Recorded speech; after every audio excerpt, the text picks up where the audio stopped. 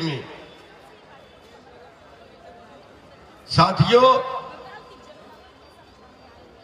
5 लाख करोड़ पिछले साल मंदी के नाम पे इस देश के खजाने से निकाल के 70,000 करोड़ मारुति को दिया, 70,000 करोड़ देश के बिल्डरों को दिया, 5 लाख करोड़ रुपए की बंदरमाट कर दी। इस जनता के लिए क्या है?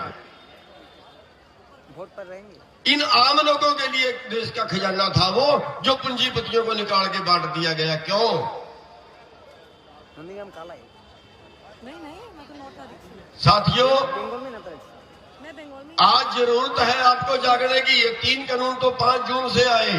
5 जून के पहले कौन सी हमारी हालत अच्छी है? कितने लोग भूख से मरते हैं, कितने लोग बीमारी से मरते हैं। अरे एक नेता अगर बिहार में जब वोट 5 करोड़ का इलाज भी विदेश में जाके कराए तो सरकार के खजाने से पैसा जाता है। और अगर आप में से कोई गरीब आदमी किसी को 5 लाख 10 लाख का इलाज कराना पड़ जाए तो कैसे कराएगा? साथियों, आज हमारी आर्थिक आजादी की लड़ाई है। हाँ, बांकुड़ा पर घर है। आज हमारी आर्थिक आजादी की लड़ाई है। आज हमें 2 चीजें हमारे पास, एक हमारी फसल है और दूसरी हमारी मजदूरी है। और दोनों हमें नहीं मिल रहे, दोनों का भाव हमें नहीं मिल रहा, ना हमारी मजदूरी का और ना हमारी फसल का। आज 23 फसलों का एमएसपी तय होता है, सबका होना चाहिए, लेकिन केवल 23 फसलों का एमएसपी तय होता है। और अगर हमें 23 फसलों का भी एमएसपी मिल जाए, कम से कम भाव जिसको बोलते हैं, अगर वो मिल जाए तो हमारा पैसा बैठता है 17 लाख करोड़ रुपया। हमें 17 लाख करोड़ नहीं मिल रहा, आज हमें मिल रहा है करीब 13 लाख करोड़ रुपया। आपके बंगाल का हमने आंकड़ा निकलवाया था। आपके बंगाल की जो धान जो एमएसपी पे बिकी, वो केवल 18% धान एमएसपी पे बिकी है। केवल 18% का सरकारी भाव पे बिकी है और 82% सरकारी भाव से नीचे बिकी है। क्यों? बस ये लड़ाई है हमारी।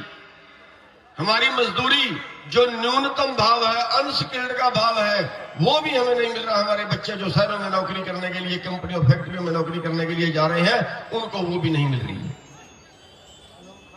साथियों, आखिर कैसे जिंदा रहेंगे? हमारी अपील है आपसे, इसलिए हम अपील करने आए कि ये देश की नीतियां बदलने की जरूरत है। ये देश की नीतियां बदलने की जरूरत है और ये नीतियां बीजेपी नहीं बदलेगी। बीजेपी ने तो ये नीतियां बनाई हैं, बदलेगा कौन? इसलिए इस देश को बचाने के लिए, इस देश को बचाने के लिए हम बंगाल के भाइयों से अपील करने आए हैं कि इस बीजेपी पार्टी को देश से भगा दो। साथियों, ये पैसे वाली पार्टी है, ये खरीद लेती है, ये खरीद लेती है। ये दारू बांटने आएंगे, ये पैसा बांटने आएंगे। ले लेना, इनकार मत करना, इनसे हराम कटवाया हुआ इन्होंने।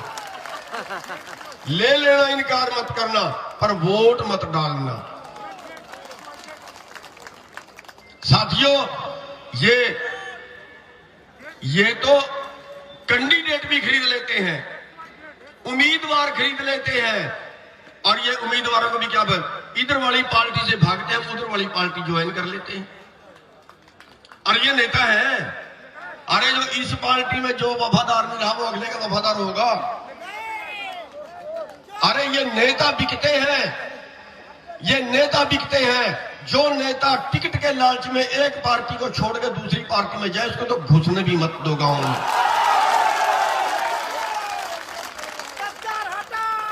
साथियों, इन्होंने 70 एमपी खरीदे, 70 लोग कांग्रेस के छोड़ के जो बीजेपी में गए थे ना, 70 लोगों को टिकट दिया था इन्होंने पिछले बार। ऐसे तोड़ते हैं पार्टियां ये। और जो ऐसे लोग हों जो अपनी पार्टी से गद्दारी करते हों, जो टिकट के लालच में बेचते हों देश की जनता को, अपनी कुर्सी के लालच में बेचते हों देश की जनता को, साथियों, क्या उन लोगों को वोट देना चाहोगे आप? मत देना, गांव में घुसने भी मत देना। साथियों, हरियाणा और पंजाब के अंदर तो इनकी हालत ये कर दी, आज हरियाणा में 4 जगह पे मंत्रियों के प्रोग्राम थे। आज 4 जगह पे और चारों जगह पे हजारों लोग इकट्ठे हुए और जूते मार मार के भगाया।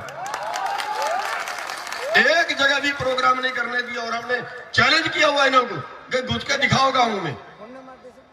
हमने चैलेंज किया हुआ। मुख्यमंत्री का प्रोग्राम था, मुख्यमंत्री का प्रोग्राम था। हमने कहा हमारे जख्मों पे नमक मत छिड़को, कैंसर कर दो, प्रोग्राम मत प्रोग्राम करो। ये नहीं माना। दोबारा फिर मैसेज दिया, नहीं माना। कह रहा करूंगा प्रोग्राम, अपनी ताकत दिखाऊंगा। कई हजार पुलिस, 5000 पुलिस लगा दी।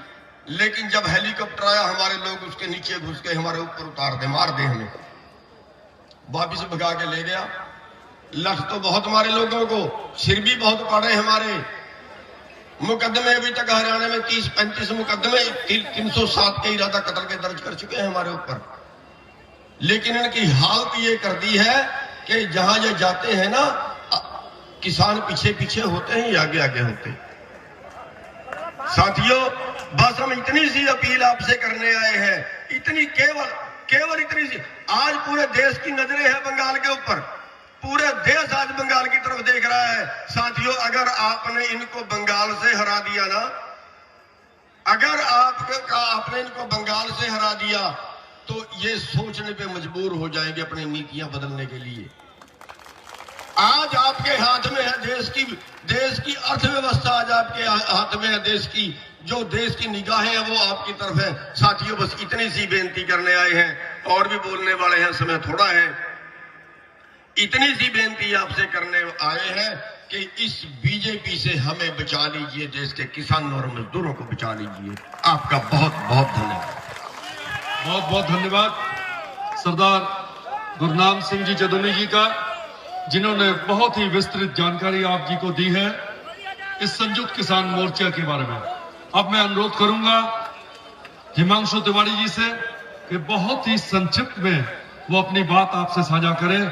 हिमांशु तिवारी जी, और उसके बाद चौधरी राकेश टिकैत जी, वो आप जी के साथ समक्ष आएंगे। साथियों, चूंकि अभी दो वरिष्ठ वक्ता हमारे बीच में हैं, एक राकेश टिकैत जी और दूसरे सिंगूर से जिनका जुड़ाव है, जिन्होंने यहाँ में आंदोलन किया है, मेधा पाटकर जी, पूरे देश जानता है।